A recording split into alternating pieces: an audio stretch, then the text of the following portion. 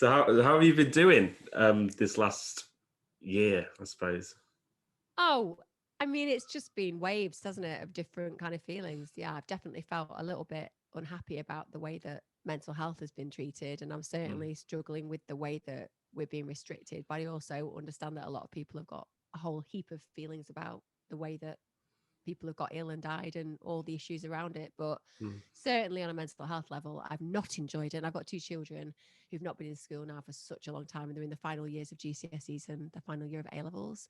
Oh So wow. it's just been catastrophic. Yeah. And I think that I always experience the world really personally. I'm not somebody who stands back from my feelings. I just acknowledge them and sometimes share them. So there's been a rude awakening around what you're allowed to say this year and what you're not allowed to say in the past year. And that's been, again, a real shock. It's not something Mm. I'll ever stand for or accept, but Yeah, it's because a shock. because you've spoken out about like the lockdowns and things like that on social media and stuff like that. And have you been surprised the amount of sort of backlash you've got, I guess, out of some of them? Because like you say, you're just expressing an opinion. You're not sort of really Yeah, ridiculing anyone. But have you been surprised at some of the comments that you've got? absolutely. Because I just don't ever think I'd take time out of my day to be abusive to anybody. Mm. Even if I disagree with somebody, I would never think about being a troll, or I would never think about taking what they've said out of context and put it in the Mail on Sunday, for example. I would never do that, because I think that as human beings, we have a duty to be responsible and accountable for our behavior. And as human beings, we have to do our best to do as little harm. So personally, what was shocking was my overestimation of other Mm. people's kindness, I would guess, and my underestimation of other people's conscious understanding and ability to be compassionate to different opinions. Yeah. So it's been helpful, because one of the things it's taught me is that really, as a human race, we have to think about a better way of communicating, and also that we have to be braver about the way that we feel, even if that Mm. causes us loss. Yeah. But you don't get to test yourself unless you're put in positions where you lose. Mhm. And then when you lose, you're like, that means I've got integrity, and Yeah. that's okay.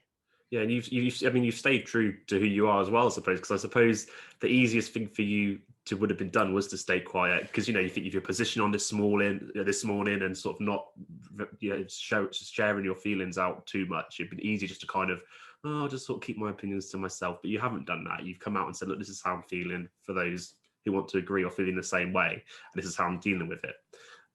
But was it difficult, I suppose, with people throwing at your position in this morning on about this morning, sort of that had to come as part of the deal almost. I mean, I think that This Morning are incredibly lovely and understanding, and they really care about mental health. And so everything that I've ever talked about has come from a mental health perspective, or the way that the NHS deals with certain things and using their models to say what I think. So I think that you'll always have a salacious press who just want to make stuff up. And I've accepted that. Again, that was a shock. But for me, my place in places in the press have always been around mental health. Mm. And because of that, there is a problem at the moment, because you say about mental health, but people then say, well, you're not thinking about physical health. But I am, because you don't have health without mental health. It's as simple as that. Mhm. But it's emotive, and people are struggling. And I'd lost my dad, to suicide a year and a bit ago. So at the end of the day, I'm going to be more conscious of the mental Mhm. impact of things like social isolation, and particularly child suicide, and all the things that we don't necessarily like to talk about, but are very much core to the experience that's coming out at the moment. So I always come from a very open, honest discourse about how I'm feeling. You don't need to agree with me, but equally, I'm bruised by life, having my father taken that way. And I Mm. think that if I can prevent anybody else's dad or son or daughter or mother or father or sister or brother taken away, then I'm going to stand in that truth, because the poor and marginalized and the mentally ill tend to always have a really difficult deal in society. And you have to be a voice for that, even when that's uncomfortable for you. I've learned now that what saddens me, I think, about social media is I always used to think it was just a place where you could have irony and satirical humor, and you could express an opinion and clearly not be saying Mm. it. Like, I got into trouble for saying that I said to Boris Johnson that if he didn't provide me with the evidence for scientific tears working, then I'd throw a party and take cake for my 82-year-old neighbour. I'm hardly going to actually put Mm. that to the Prime Minister if I'm about to do it. It was clearly and followed on by lots of tweets about how we've made social isolation compulsory and we've made family contact illegal, which are really bad for us. And if we're going to do that, you should definitely show us the cost versus benefits analysis. And also you should show us the science. Mm-hmm. If that's contentious and then you get it, Emma said that you've got to break the law. One, that's completely untrue. Secondly, it's taken out of context. Thirdly, the bigger question should be, why is it illegal to see people that make me feel healthy? That should be something we should be able to discuss, you Mm-hmm. know? Yeah. The tier system didn't work. I mean, if we're being honest, it was just a bit of a, Yeah. I mean, so even where I live, I'm in tier 2, but I could drive down the road 10 minutes and be in Yes. tier 4. Yeah. So it just didn't make sense. It was like jumping a level. Just like what? It just didn't really make sense. I think that there's a real problem with people asking for evidence and then being told that they're one of the weaponized words is a lockdown skeptic. But you're not a lockdown skeptic when you've got 30 studies that have been done by very esteemed people to say that lockdown's having catastrophic impacts on our society and it's going to cause real problems for many years, and that there should be that kind of cost versus benefit analysis. I think that that's just logic, but I don't think that logic works very well when people are scared. And I kind of think with the government, when it first happened, I genuinely think they had a really unenviable position. They didn't cause it. It wasn't their construct. It's one of those awful things that's happened. And if Boris had just allowed us to go with the initial consideration, which he did with Sweden, they went ahead and did it and have done really well. I think that we would have lost people. So it would have been damned if he did, because then it's like, well, you're responsible, because we didn't have the future focus and the recognition that maybe actually it would have been a better outcome. He did what he did, but he did it too late. And we all know that. You either lock down like they did in New Zealand, or you don't. You don't lock down a bit and then keep airports open, or lock down in tiers. It just doesn't work. So for me, ever since then, it's been, okay, why are we repeating something that is considerably causing harm for many people to come? You know, I think that we need to think about redressing the balance. That's all. But I mean, everyone's entitled to an opinion. That's the irony. It's like, I don't have a problem with somebody disagreeing with me. Yeah. I mean, how do you think the media's covered COVID? Because even just this week, it's like one day it's like a bit of positive news, and then it's like, oh, new variant, area of concern. Today, oh yes, the R number's below 1, and and it's like every day seems to be just news-wise headlines for this COVID situation. Really can mess with, especially for someone that's a bit more vulnerable. Really mess with you how you're feeling. I think that people have been really traumatically affected by the news, because vicarious trauma happens when you are seeing things that you might not have directly experienced, but you feel it. So like, for example, finding out that somebody's died and you don't know who they are, but you're reading about them, and you're reading about 100 of them a day because you're seeing them all over the press, and it's very centralized on this particular issue, which is COVID crisis. So you're drawn in, and it can really affect you. It can make you feel really depressed. Compassion fatigue and burnout is something that happens with secondary vicarious trauma. So that's one level. The second level is, I dread to think what's happened to any child who's been witnessing advertising campaigns like "you can kill your granny," and then the grandma dies, because I can't imagine what long-lasting trauma that's going to cause, but we will have done that to many kids. And the newspapers, they are here to sell. You know, they're not here to protect your mental health. That's not their job. They sell things by advertising in their papers. So the more they can draw you in, the more likely they will sell that barbecue or sell that table or sell that new item of beauty product. That's what the whole premise of a digital digital paper is about, particularly, So it's their advertising revenue streams. They're making a killing, literally. So they're not going to change up the positive news, because you're actually more likely to read negative news. So that's the way, when we trace the way that people look at newspapers, they go for the dark headlines, not the light ones. So it's all about selling, but as a member of the public, you don't really realize that. And I've stayed off. I don't watch the BBC. I don't read newspapers. I don't do any of that, because I know that's not good for my mental health. I just feel that the world that I inhabit is the one that I've got control over. So I'm going to try to inhabit that as positively as possible. And even online now, I think, I constantly try to be a positive influence around mental health, but it really doesn't matter what you do online. Somebody is going to hate you. They're going to hate you. And it feels unusual, because I wouldn't know how to hate anybody online. I just don't even know what it's like to really hate people. I just think most people are pretty decent when you get to the roots of them, if that makes sense. But yeah, the press has been a bit of a challenging area. But then again, people watch what they want to watch. So We'll see. What always happens, I think, in periods of crisis is you get quite a lot of chaos and it creates a lot of growth, and you get quite a lot of one direction and it creates other directions. I think we're at a difficult point. I think the point we're at now is a period of transition. I don't know where the world is going, and I'm not seeking to control that. It will play out as it wishes to play out. But from it, people start thinking differently, feeling differently, exploring different avenues. And I often think that creates these splinters, and those splinters grow into something pretty amazing. And you kind of see that in the way that humanity's always been. If everybody is going one way, an independent thinker will choose a different route and they'll find something, amazing. And then others will see that leader and follow. So I am dealing with that gestation at the moment of just going, I can't control any of this.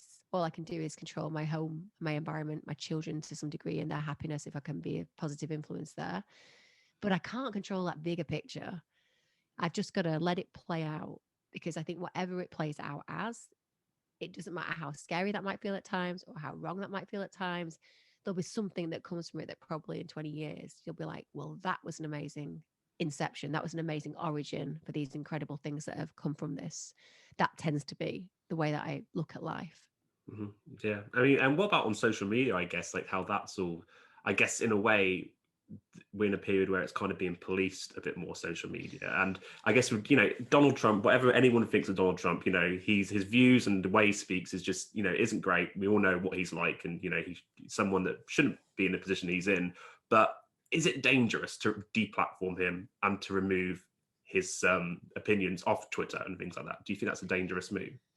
I mean, I didn't know a lot about Donald Trump. I did think that obviously there was some issues with the election. I think that fraud should never take place either way to anybody. I think fraud is terrible. And if there's fraud, you should always seek that out, no matter what that means. So I appreciate that there were some issues and dodginess around whatever, because it's been reported, even might not have been reported widely, but it's been reported. I think in a democracy, we should really care about democratic process. I know that becomes more and more unusual, because it seems that in the case of Trump, there was an absolute desire to rid him from the face of the earth. And I find that odd, because to some degree, if you don't look at all views, if you sink them underground, then you cause problems. I'm like a big person who likes to see things out there. I would rather see somebody say something offensive to me that I can educate them over than actually be in a position where I want them disgraced and cancelled completely. Cancel culture, I think, is really problematic in our society.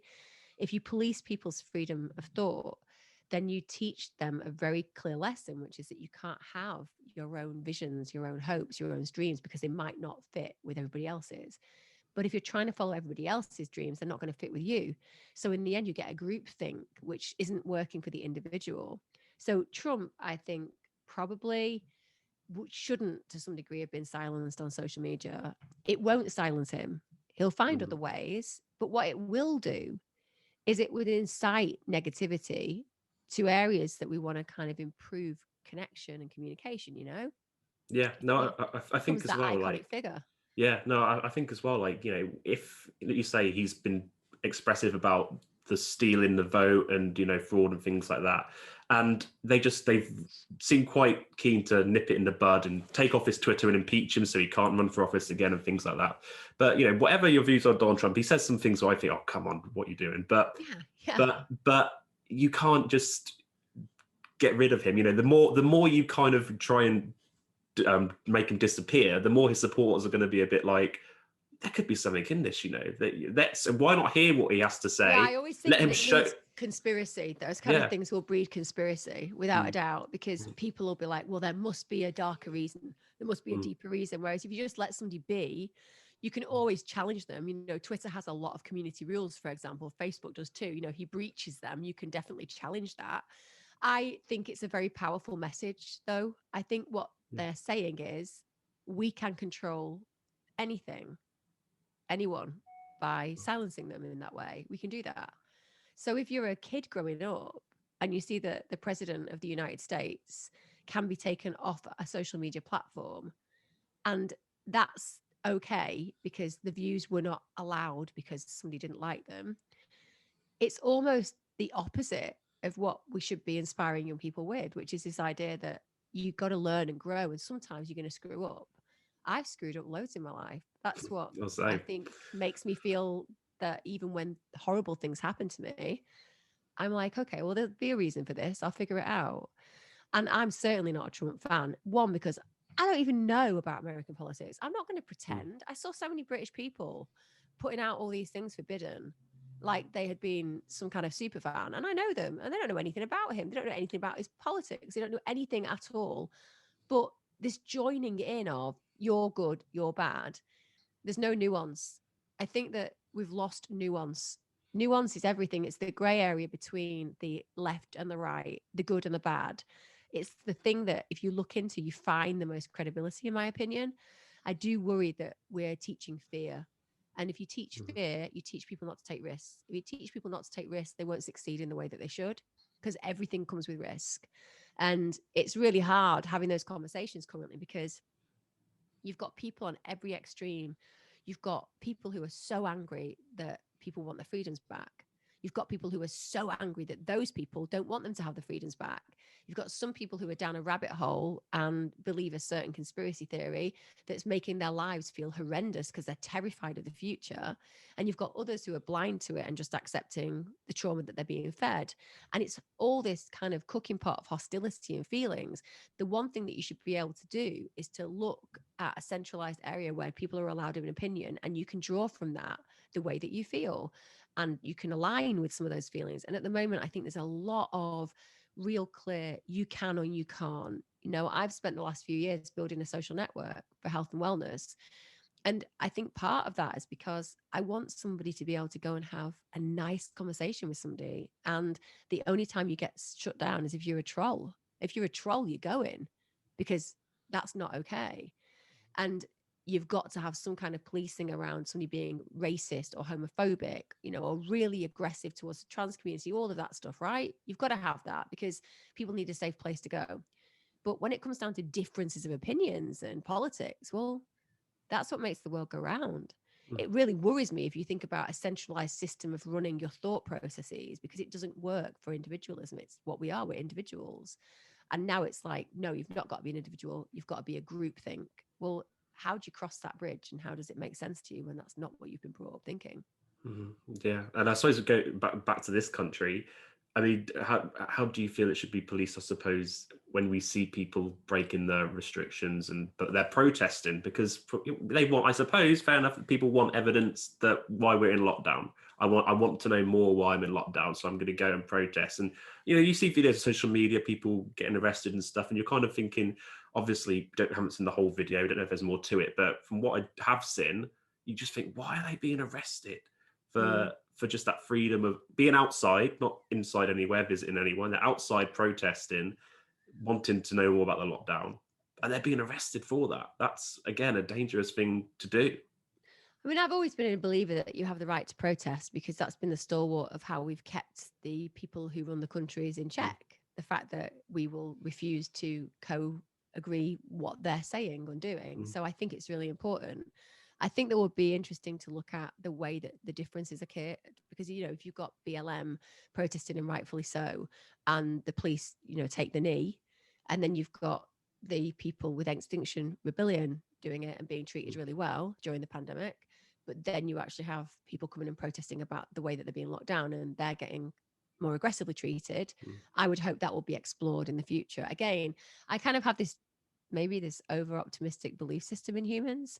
I think that people have been scared. They're caught in between the spotlights. They really are. And some people fight, some people fly, and some people, freeze. So you've got those freezing, they're at home. You've got those fighting, they're doing everything they can to get heard and doing protests. And then you've got those who are just running. They don't know what to do, how to feel, how to think. They're looking in every direction to find a way forward. But it comes down to that sense of, I don't feel I've got any control and I'm scared. So I think the very things that separate us are the very thing that should connect us. And in the long term, I believe that humans are incredibly inquisitive and curious, even though it's not felt necessarily that democratic recently. We are in a democracy. And to some degree, I think in the future, people will look back and be like, okay, we need to learn from this. We need to explore, why was it different when they protested to when they protested? How is this a just protest and this an unjust protest and unjust protest. They're questions that will get asked. But at the moment, nobody's going to get those answered. It's just not going to happen, because there's become this idea that if you question, you're a killer. And that's hard for anybody to manage. You know, if you're being told that if you question something, you could have killed somebody, that really affects people and they don't want to step out of line. And I completely understand that. Yeah, no, absolutely. I mean, do you think we are going to have, I suppose, long-term mental health problems post this COVID? Once, you know, in terms of going back to normality, whenever that might be, but has some damage already going to be long-term, no matter what happens now? I mean, without a doubt, we've seen increases in health anxiety, OCD, eating disorders. We've got people with depression, first episodes, and deeper depression if they've had depression before, high rates of anxiety, self-harm, suicidality. All of these things have exacerbated because stress, boredom, fear, they're all big motivators in distracting your behaviors. So if you're like really stressed or really bored or you're really scared, then looking for another option, and things like self-medicating with alcohol, those kind of things can make a difference, even though it changes your state temporarily. Or eating a chocolate cake, it's not because you're failing, it's because you're trying to thrive in a situation that's completely inhuman. So I think that we're going to see lots. In fact, I believe they think 10 million people are going to require mental health ongoing support. Well, we could barely manage it before. So it really is going to be something that has to take center stage. But young people in particular, you've got to think about young people living in, let's say, unhappy conditions, in scenarios without the greatest of role models, without financial support. That's somewhere that holes have been blown into that education. It's irreparable. So we've taken people who are already behind the starting blocks and we've put them even further behind the starting blocks. And they're against people who have had great parents during this time, tutors probably every hour that God sends, been educated effectively on a private system, let's say, and won't really notice that much of a difference because they've got a beautiful home and great food and all the things that go with a rich lifestyle. But they're treated the same as a kid like that I've just described. Like, that's how our system works. It doesn't make any sense. So we've really, really ruptured and, in my opinion, ruined some children's experiences educationally to the point where it will be detrimental for the rest of their lives. So then that becomes detrimental to society's life. So I just don't think there's a very clear think process about the damage being done versus the benefits being gained. But equally, you're already going to hear the fact that if you say things like that, again, that can be taken out of context and people are like, well, you don't really care about anybody dying of COVID. It's like, care about everybody. That's the thing. It's an imperfect science. The problem is when you care about everybody, it's an imperfect science. You have to go, all right, I care about everybody. What is going to do the biggest damage and what is going to give us the least loss compared to the bigger loss that we could achieve? And for me, I think we've got to the point now where the benefits that lockdown has given us are going to cause more problems in the long term, because we're going to have catastrophic impacts on education, social experience, psychological trauma, unemployment, poor economy, and people who are already living in poor and marginalized experiences are going to be even more poor and marginalized. I don't think that's a win for anybody. No, and how have your kids been doing? Because you talk about, you know, doing their GCSE and things like that. You know, it's a time for celebration for them, really. It should it's be been awful. Yeah. I mean, one, they'd just come out of my father killing himself, so they were just dealing with that massive trauma. He was like a really important person in their life, and obviously the most loved person in my life. It's simple as that. And they were dealing with that. And then lockdown happened. And first of all, it was okay. It was a bit of a treat. You know, it was 3 weeks. Yeah. At the end of the day, 3 weeks off school. No big deal. I work a lot and have to, because I've always been the person who earns the money in the household. So essentially, I've not had any time to home educate them at all. They've had no help with me at all. They've just been left to their own devices. My youngest finds it intolerable. My eldest not so badly, because his girlfriend moved in with us so that she could stay for lockdowns. Simple as that. For him, because he's 18 and doing his A-levels, it's easier because he's got kind of a friendship with his girlfriend. She's lovely. She's very good in our house. She's lovely with him. So they have like a nice opportunity to kind of feel a little bit outside of that, they're enjoying their relationship. My youngest son has just been on his own the whole time. It's horrific. And he hates it. And he said, there's no point in the future. And I completely concur when he says that. And I have to say to him, that's exactly how it feels. It does feel that way. And that's okay, but it won't be. but it's trying to help young people see that what should have been one of the most exciting times of their lives. This year he should have been going to a festival for the first time with his brother. This year he should have been going to prom. This year he should have gone to Iceland, and it's all been taken away from him. This year he should have done his GCSEs, had a leavers do, and had lots of fun with his mates. And now he doesn't even believe that he can trust this country anymore. So he's not alone, and he's got me as a mother, and I'm pretty well adjusted. And I do a lot of that. We will always find a way. When he says there's no hope, the UK is going to be awful, it's going to be a terrible place to live, I'll go, well, okay, we won't live in the UK anymore. There'll always be an opportunity. We'll always find a system. We'll always find a way. But that's somebody like myself. A lot of people won't have that solidity and won't come up with those suggestions. For me, my kids' happiness is everything. So if they're not happy, we won't be here. We'll be somewhere else, if that makes sense. Yeah, well, it's just a sad thing to even say, isn't it? Like, if our country is so bad, we're going to have to just go. But it's just, the majority of the country must be feeling like that. Whether you're pro lockdown or not pro lockdown, or feel like things could be handled better, everyone should be. I think everyone is going to be feeling this way at the minute. Like, there's no winners. There's no positivity, there's optimism. some winners. I guess there's some winners. I guess there are some winners. If I'm honest, I was going to say there are no winners, but that would be a lie. There are winners, because they reckon that there's an extra £2.72 billion that's been saved during lockdown. So some people have done relatively well from a collapsing system, in my point of view. I don't think that being kept from your family is ever nice, but let's just say you've had quite a nice experience. You live in a lovely area. You've not had to do the commute. You're living with your partner. You've got a nice amount of money coming in every month, and you've not had to go to work for over a year nearly. Like, that's going to be something that probably reduces your stress levels. So understandably, you're not going to be chomping at the bit to get back to the office, running the office slog, are you? I get that. And then financially, you might have a little nest egg now. So again, that's fine, but it's a tale of two cities, isn't it? Because on the other side, there's 3 million people who've had no help, who are losing their homes and are financially bankrupt because of it.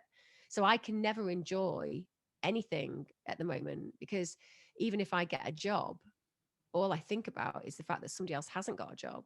So there's literally, for me, it's just the worst time, because I don't see anything apart from the worst case scenario. And I see it all the time, and I feel it all the time, and I experience it all the time, from suicidal children through to people telling me that they're going to have to put their homes for sale, people who've lost all their businesses and have not had one penny's worth of support.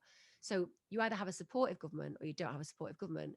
If some of you have been supported, you can arguably say, I felt supported by my government. But if then you find out that your neighbour has had no financial help and is losing everything, you have to say, arguably, this country hasn't treated people fairly. It's not been supportive. And again, why aren't we seeing that on the TV? Why aren't we hearing that constantly on the news? Why aren't we watching that all the time? Because they're questions that need to be asked. Either we are a democratic, equal country that looks after its people equally, or we're not. And we're not at the moment. Mm-hmm.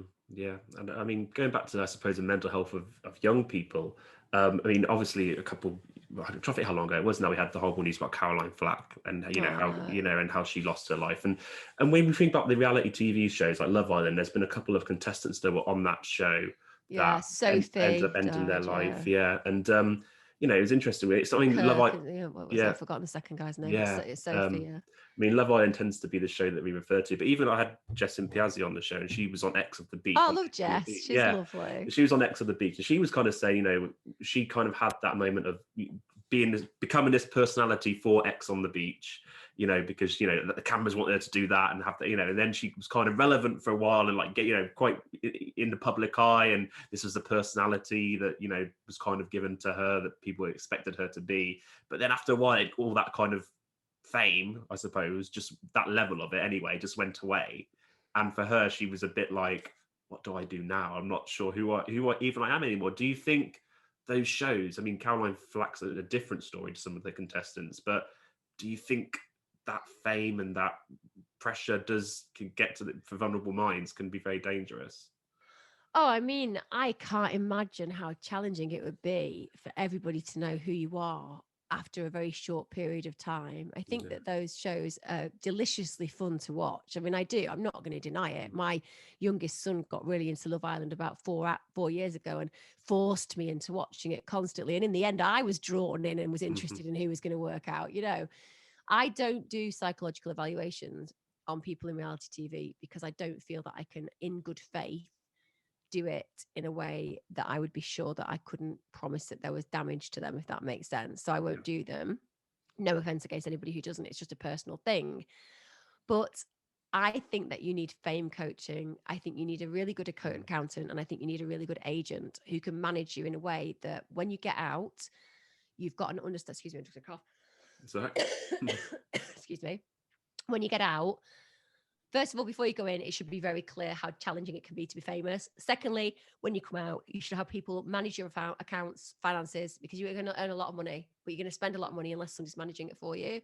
And you should definitely have a fame coach all the way through so that you don't burn out, so that you understand you don't have to do every PA appearance. And so when it ends, okay, it's been a ride. You've had 12 months. You've got a great influencer platform. So therefore you can make money from brands. But on top of that, you've got all that lovely nest egg of money that was in that particular financial advisor's interest accounts, whatever they are. And you're going to be able to buy a house and live quite comfortably for the rest of your life. That's how it should be done. I think until that's achieved, you're always going to have people who fall.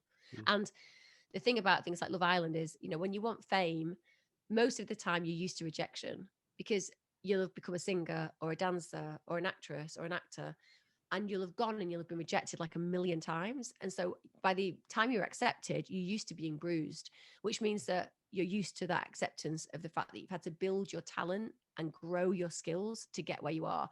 So then you don't feel like you're on foundations of sand. When you've been in something like Love Island, even though it's great fun, you come out, you haven't necessarily got a talent to attach it to. That doesn't mean you're not talented. But if you come out of Love Island and then you're like, I'm a singer, you're going to be marked with that you're actually a Love Island contestant. Now, Jess is kind of a good example of somebody who's managed to go through all the horrible times and then be resilient and be like, I want to be an actress. This is what I want to do. She's really good at acting. And so she had to like almost get famous, deconstruct the fame, go through shedding the fame, and then come back out and go back into what she really wanted to do.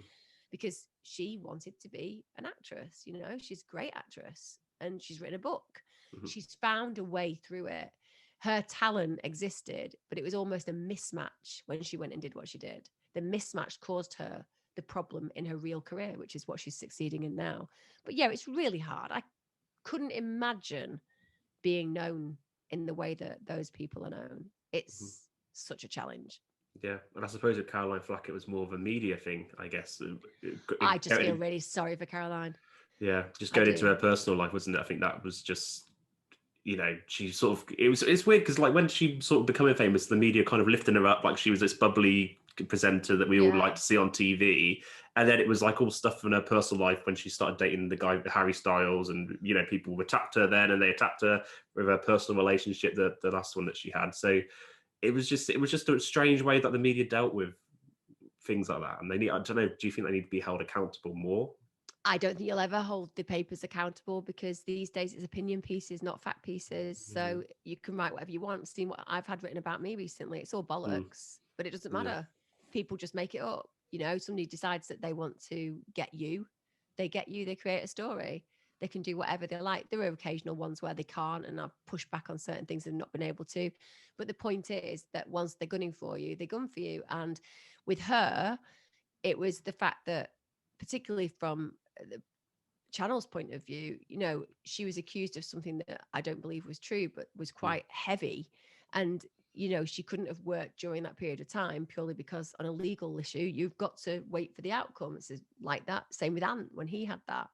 But it was the invasion of the privacy that I think would have been just unbelievably catastrophic for her. I mean, I've had it where, like I said, when you end up in something like the Mail on Sunday and it's just a load of lies, it's really shocking. And I'm quite lucky in the fact that I don't feel like I'm part of that world. It's just not my world. I always do my job. I do my mental health stuff. I do my app stuff. I do my TV stuff. But I don't really see it as my job. I see mental health as my job. So no matter what people say about me, it doesn't change what I'm good at doing, if that makes sense. But she was like this amazing presenter and she was really well loved and she was a really pocket rocket. And then to have all of that kind of suddenly gone with all of this other side of you just portrayed, particularly when it's self-harm orientated, that's a horrible thing to have out there. It's private. I do think that The press will always publish what we want to read. And it's interesting, at a time of censorship, when nobody's allowed an opinion, where you're almost castrated instantly if you step out of the line, it doesn't seem to hold true for the newspapers or for certain celebrities with respect. It seems that people are publicly allowed to troll other people if they have a certain voice in the media. And that's something that I think is a sad lesson to teach our children. I think our children should be taught compassion and really thinking about impact. I'm really proud of my children. My children are the children that when they hear about a friend who might not seem as happy, they ring them, they text them, they call them immediately, because they know that things can go wrong. My son's really close friend killed himself 4 weeks ago, and he's really sad that he didn't get to know that there was something going on for him, because he didn't know. But whenever they see anything coming up, they're always the first one to reach out. And I do that. It's the way I've been brought up. You just reach out, even if it's a stranger. But it seems sadly lacking in our world at the moment, that compassion. It really does. Yeah. And do you think people are starting to, I guess more so with guys, being able I think it's really hard for guys to be open? Yeah, I mean, I'm 31 years old, and I've known 5 people that have sadly took their own life. One was a girl who had been struggling for a long time, and she'd wrote books and articles about her mental health and anorexia, but sadly she lost the battle. But the 4 guys that I know that ended their own life, no warnings, just like that, gone. And just like, what? How did and do you think slowly guys are able to talk about that a bit more? But it just, for the guys, it just seems like it's a weakness thing, like you're admitting defeat, or it's like an embarrassment. And do you think it's getting better for them? I think it's so complex, the landscape of suicidal behaviors. I think, first of all, that men are brought up still with a schema where they're meant to be able to handle it. It's one of those things that we just kind of indoctrinate in young men, which we shouldn't, but we do. And it's not purposeful a lot of the time. It's just our own stereotypes that make it happen. Simple, even in my own life, if I'm really honest with you. Why do I think that my husband would put the bins out and not me? I mean, it's a ridiculous stereotype, isn't it? That he'd do that and I might go and make the tomato sauce. Doesn't really make any sense. It's not based in any reality, but it's kind of what you're programmed with. So essentially, I think men from an early age are not brought up with the same emotional literacy in the UK. In the States, it's different. In the States, there's a much more emotionally literate society. They talk about the feelings more. But then that comes on to the other point. We pay a lot of attention to talking about mental health, but we don't actually do it. So like we say to people, what you want to do is you want to talk about your mental health, reach out, ask for help, but there isn't anywhere to go. Like there isn't many places to go. It's not like you can walk into a community center like you used to be able to and go up to somebody like in the 80s. You could literally go into a community center locally and have a cup of tea and a biscuit. And you could go to a church and do the same. We've kind of closed down social interaction a lot over the years. Okay, it's now amplified beyond belief because everything's closed. But what makes people healthy is community and connection. And I think there's been an eradication of community and connection, and also belongingness and reason, purpose. So I think that men have gone through a very complex landscape. The last 30 years, I think there's been an eradication of men's roles because women are becoming more and more equal, and rightfully so. But actually, when you engender a whole belief system and stereotype in a particular gender and go, this is what you do, this is what you stand for, and then we take it away bit by bit, it's like, well, okay, what is it now? What is my role? What am I meant to do? And because we've not necessarily allowed young men to grow up as the individuals that they deserve to become, and certainly when you look at poor communities, a lot of these young men who are mentally not very well have had really hard lives as well. So there's like other problems like trauma. Then when do you begin to talk about it, and who do you begin to trust to talk about it? And then if you talk about it, what if the person that you're talking to doesn't connect with it? Or if you get a referral to a professional, but it's going to take 2 years to get a therapy session. So it's all very well that we talk about talking about it, but what are we doing about it? That's the bit that I kind of have a mismatch over. I talk about it a lot, but I can see what I'm doing about it is I'm running free sessions. What I'm doing about it is I'm building a free wellness app so that people don't have to pay for things. What I'm doing about it, I'm writing things so that people kind of read my information and get some advice and help. I'm trying to actively do something that can help people reach. I think that we need to do more of that. Our services need to be doing far more to actually bring men into a position where they feel entitled to have those conversations. And suicidal behavior is when we feel that there's no other way, there's no other escape. So what is it that we should provide? And we need to provide an escape. Like if this life isn't working, then people kill themselves, not the life, but the life is what needs to change. So I think that we're not educating people in that. It's like, okay, you feel like you don't want to be here, you want to take your own life. And it makes sense because you're scared and you're lonely and you're isolated, and you think to yourself, that's an easy escape route for me in this moment in time. Not easy as in the action, but easy as in that's the one that I can see will give me a direct exit from this scenario. We should be saying, no, that's the actual thought process of trying to find a way of escaping. But you're looking in the one direction that is permanent and won't actually give you the answers that you seek, because you're still seeking answers. When you're seeking escape, you're seeking answers. Our job as a society should be cradling men and women, but men because they're the bigger dynamic of killing themselves, with this knowledge that it's okay to really hate the life you're living. It's okay. We'll change it. We'll figure it out. But where are we going to send those people? Because when people tell me they're suicidal, my answer will always be the same. Well, have you tried like being with an orangutan reserve? Have you gone and worked, overseas building wells for kids in Africa? And when they say no, it's like, yeah, that's right, because you haven't tried everything. There's so many more things to try. What they're saying is, I don't have anything but this limited perspective. And my job is to help people see that there is a unlimited perspective. And it's harder now than ever because I can't do that classic, let's change your life, because what is there to change at the moment? And I do think that's where we're going to get a massive problem. And they're saying to some degree from research that they don't believe suicide has gone up. I don't know how they've said that, because of the fact that there's a lag massively with suicide because of coroner's inquests. Even if it hadn't gone up, which to be fair would be a big win, because who wants suicide to go up? But if it hasn't gone up, that doesn't mean that there won't be more problems in the future. Like I said, I can't comment on whether that research is just true or whether it's just been methodologically flawed to a point where they're purposely chosen figures and people and situations who weren't having the problems to the degree that they could have if they'd looked elsewhere, and have peddled that out to try and go, oh, everything's okay. I don't know. We'll find that out in time. But for me, I will be surprised if we don't see an increase in suicidality. Yeah, I mean, one video that I found helpful in my mental health was, sort of going back to that being a guy and whether you feel you can share it or not. But there's a video of, and I've referred it to a few friends that have been interested in it, of The Rock. And The Rock is a video, and he's like the most hetero, the most macho guy. He's great. The guy we could think of. There's a video of him on YouTube going, I had depression. Yeah. This is how I dealt with it. It's okay, you're not alone. And that's The Rock saying that. And it's like, if The Rock, who's probably the most alpha male in the world, can say that, you shouldn't feel ashamed to. No. And I feel that's a really important video. I agree. And you shouldn't feel defined by it either. That's the thing, when people say, I've got that anxiety, I've got depression, it's like, well, it's a part of you. It's not what you are. You are so much more. Like I said, it's been a really weird time because all the things that I would usually suggest to human beings to do to be well has been removed. So even I, in my toolkit, I can't tell people to do the normal things that I tell them to do because they're not allowed to do the things that would get them to feel better. Yeah. It's like having emotional asthma at the moment. It really is. It's like I can see what needs to change, but I can't make it change. And I can't break rules because obviously that would see me doing damage to myself because of the problematic behaviors around me of people going, oh, she's done this, she's done this. So I can't even advise people to do things that I might do if I were not in the position that I'm in. It's just got to get on with protocol, haven't we? Doesn't mean I like it. Doesn't mean I agree with it. Doesn't mean I don't think there's going to be massive damage because of it.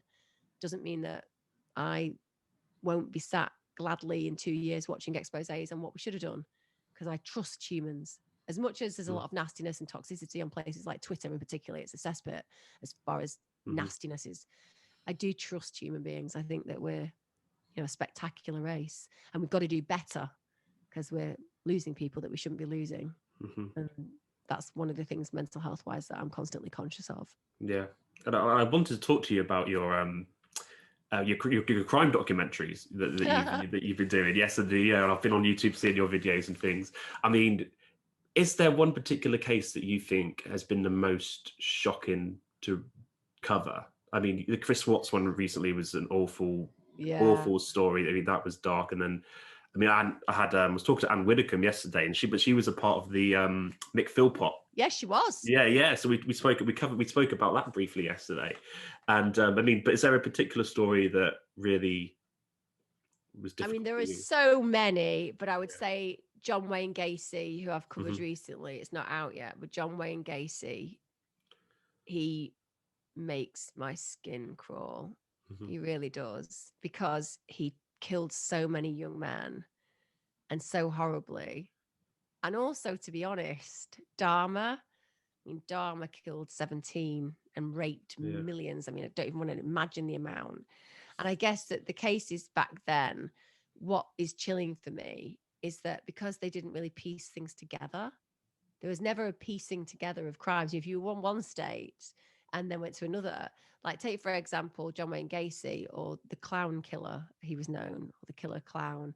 He had Patch and he had Pogo. These two kind of characters. One was quite serious, one was quite fun, although very, very scary. Kind of what a lot of the killer clowns that you've seen in modern day, like It, are based on. Hmm.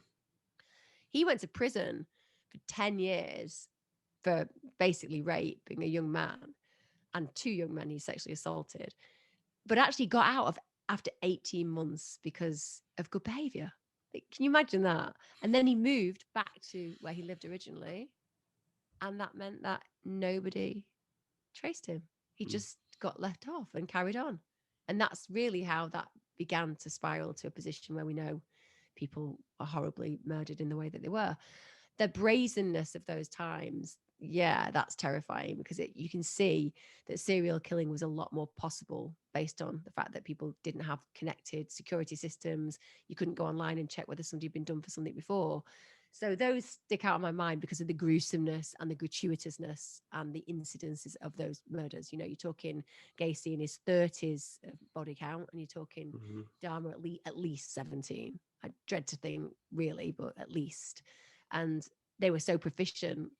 They were just so proficient, you know, from a very early age. You had Dharma knowing how to just totally deconstruct the human body, you know, because he Hmm. practiced on animals and all those things. And you're like, wow, you know, when you're looking at the psychopathy scale and you're going, these guys were just ticking every box, even as kids, all had serious kind of, like Gacy had serious head injuries. There were all these kind of things. And you're like, wow, these days, have we learned? I don't know whether we've learned yet.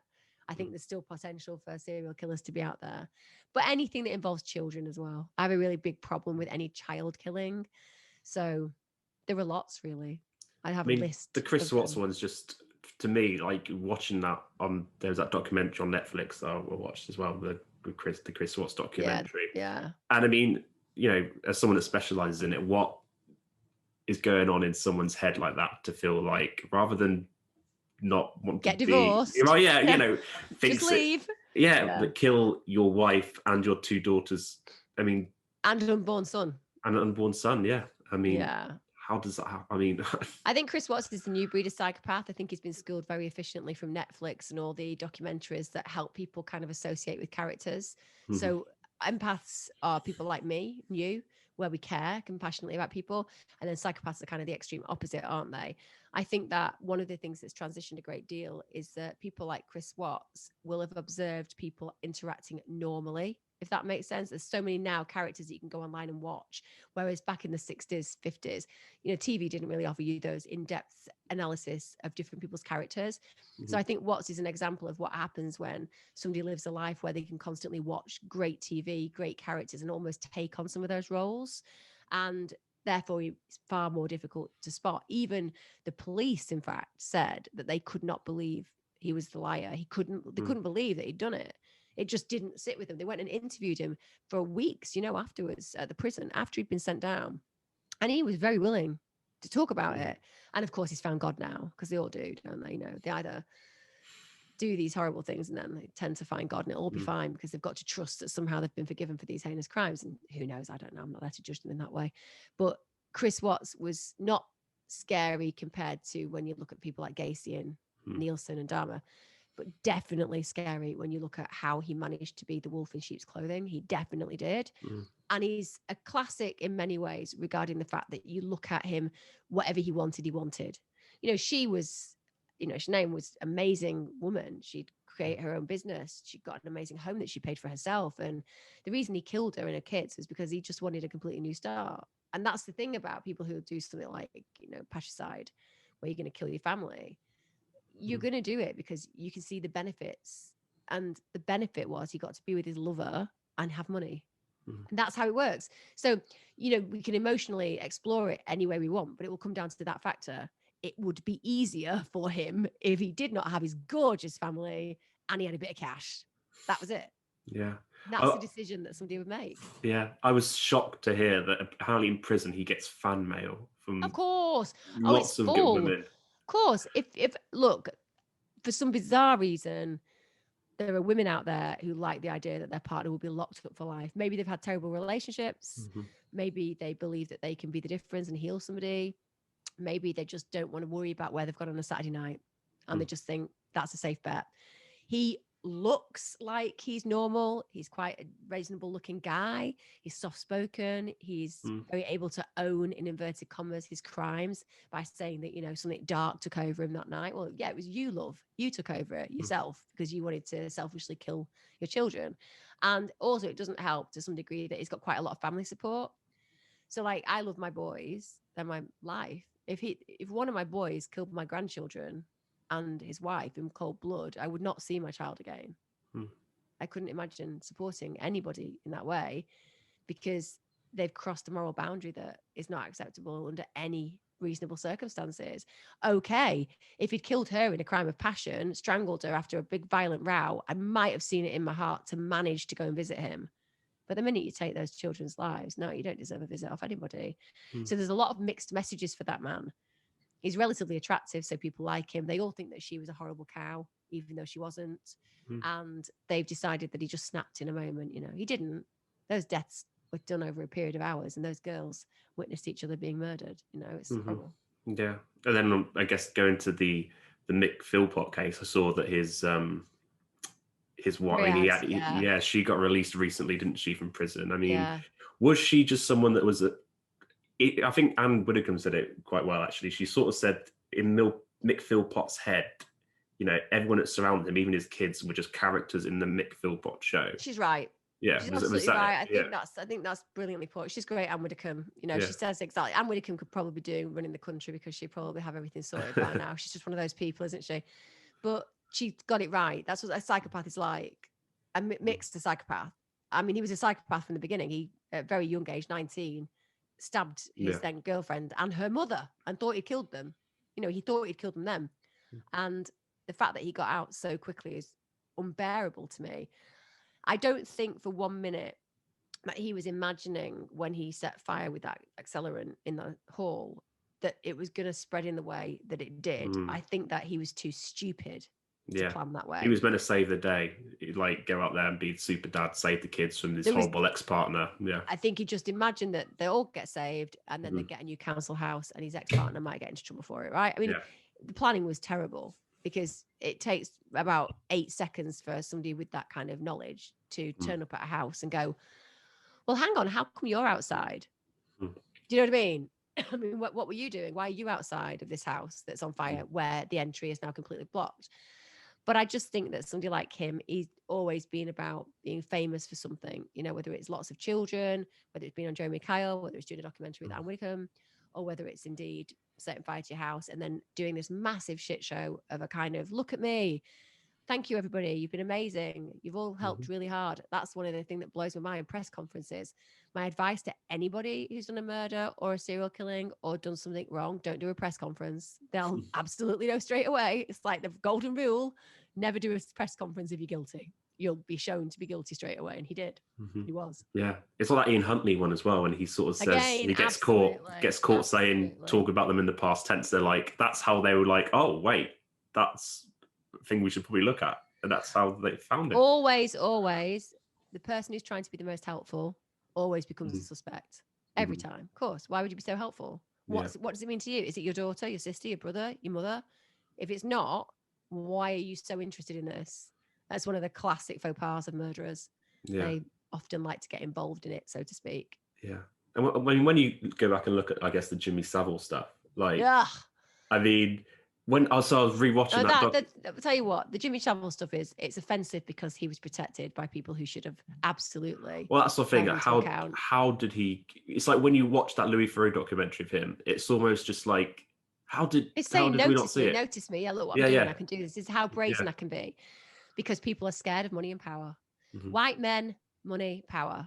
I mean, I'll probably get into trouble for saying that because I get called anti-man. I'm not anti-man at all. I'm not anti-white. I'm saying there was a period of time where if you were a very rich white man in power, you were pretty untouchable. And that's played out so many times. Epstein's a great example. And again, he'll just be a drop in the ocean, just a drop in the ocean. You know, the idea that, oh, we've cleared up, there we go, cleared up Hollywood. Epstein's gone. It's like, no, the Weinsteins, the Epsteins, all of them, there are millions of them, millions of them. And we're not very good at facing it. And Jimmy Savile basically demonstrates how a corporation and a cooperation of people around him can allow somebody to get away with the most vulnerable attacks that you cannot believe that he abused, usually just to say, this isn't my area, forensic, but I'm very read up on these areas because it's something that I work in quite a lot regarding my TV stuff, and also because I work with a lot of trauma and victims. But I have in my entire career never met somebody who abuses somebody from 5 to 85. Like, his thing wasn't who you were, it was how vulnerable you were. That was the bit that he liked. It wasn't that you were a particular type, it was that access to you and your position of vulnerability, and then he went for it. He was absolutely hideous. And again, there are so many of people like him. It's as simple as that. I was going to say, do you think he was almost tip of an iceberg to some degree? Like, he was, I mean, because I've known people that work in the BBC around that time when he was doing Top of the Pops, and spoken to someone, and he said everyone spoke about it. Yeah, everyone sort of knew. And when even people would say, that's the thing, complicity is everything, collusion is everything. Right now, look at the collusion, look at the complicity, look at how people condemn those who go against the grain. That's an example of how power dynamics work. There is power, and then there is truth. And power and truth often do not sit in the same place. But power can take truth and distort it or crush it. That's the way it works. So if you're a 12-year-old kid and you say to Jimmy Savile, you're going to go to the police, he would say he'd sue your family. The police wouldn't listen to you because you're a kid, and the BBC would protect him. So truth becomes irrelevant. And actually, that's one of the things about modern day society. Truth does not matter anymore. Like, take, as we were saying at the beginning, my tweets. Truth says irony. Truth says a string of things that I was saying about tears being scientifically evidenced. That's truth. The reality is power says, no, it's not. You said you were going to break the rules and throw a party.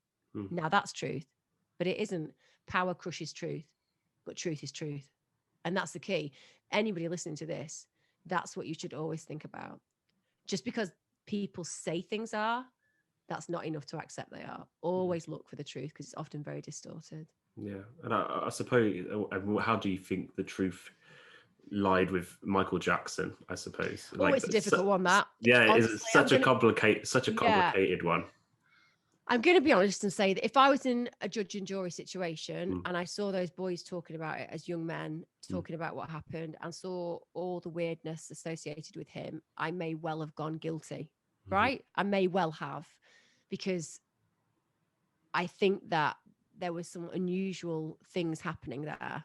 But equally, he was a very unusual human. So I can only ever say I would come down on the fact that maybe in a situation in court, I would go, oh, this feels like a lot of evidence there that feels a little bit on the edge of being something very dark. Equally, it would depend who was prosecuting and what I was listening to and who was defending. But when I looked at the Going to Neverland, you know, that particular documentary, I was very compelled by the boys who spoke. I really was. But I don't know. I said in my video, when I did a video about him, that I'd probably have gone guilty, but at the end of the day, I will never know. And I still think I have to hold it to that point. I think he was a horribly abused man. I think that he had massive psychological distress. I think he was surrounded by people who should have taught him what was right and wrong and no and yes, instead of just letting him willfully destroy his estate and, you know, really cause himself harm with medical interventions and plastic surgery.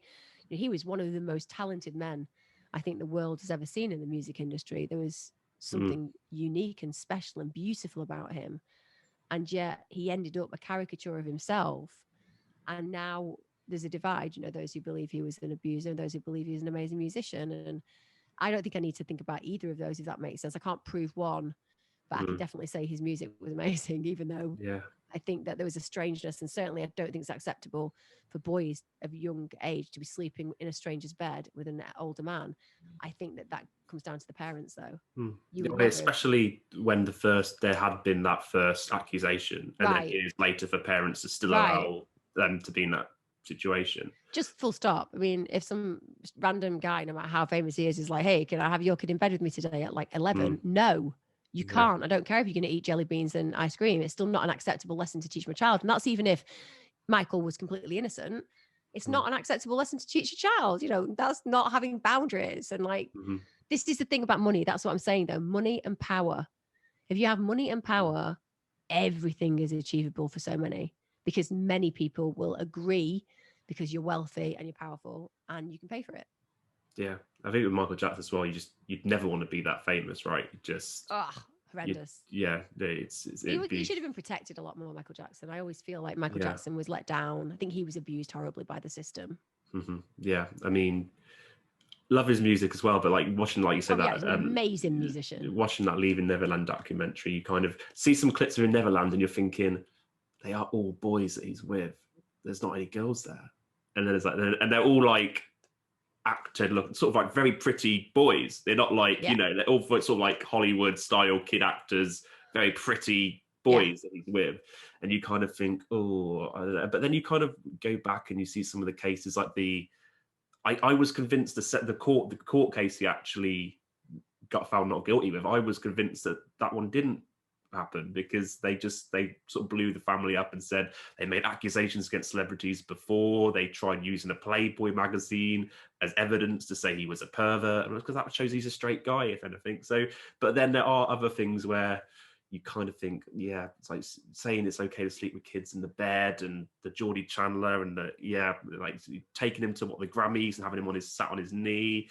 It's a weird one. I don't think we'll ever know, will we? No, and that's the thing. I think you're like me in the fact that there's no point me going, oh, he was guilty or he's innocent. It's just like, what we know was it was strange and it felt strange. But then maybe he should have had people saying, well, that's not okay. And even on his best day, and it was just that he was a lovely guy who loved kids, that could have been the case. It could genuinely have been that he felt more at home with those kids. Still, somebody should have been saying, Michael, we need to talk about this and we need to help you move through this so you can have relationships with people your own age that are trusting. Because, you look at the fact that his own children definitely felt like he was a good dad. There's no denying that. They all talked about that. They felt him very loving. Everything was great fun with him. And they've been denied a father as well because of the way that particular celebrity was used as a payment card for many people. Yeah. So I have empathy and sympathy with him no matter what. Yeah, he should never have done that. That concert was never going to happen, was it? No. They were saying like... And he should never have done that interview as well with Martin Bashir. I mean, awful. I mean, This Is It, and it's true that This Is It movie he did where it shows him rehearsing for the comeback tour, I suppose.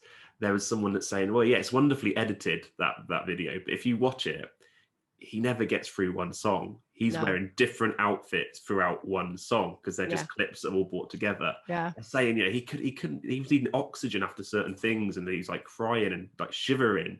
Like it was wonderfully edited, but like he was not well. And like I think people around that performance knew that the future of the shows are in trouble. It happens all the time. Happens all the time. That's the way that the pressure of the press and people feel that they have to earn money and keep up a lifestyle even against their own health and wellness. And sadly, it's the way that it works. Yeah. Well, Emma, it's been amazing talking to you today. Reflected, yes. I mean, how do you think we should, I suppose, emerge from COVID? How do you hope that we emerge from COVID? That we realise the one thing that we've learned is that we've got to work much harder to be part of a social community, that we've got to be kinder, and that all the things that we've had taken away from us, such as being allowed out, being allowed to socialise in our local areas, being able to connect with our neighbours and friends, they're things that we should treasure and make sure never get taken away from us again, ever, under any circumstances. Yeah. Emma, take care, and my love to you and your family. I hope your kids are able to go out there and celebrate their exams and see their friends soon. Thanks for having me. Cheers. Thank you. Take care, love. Bye.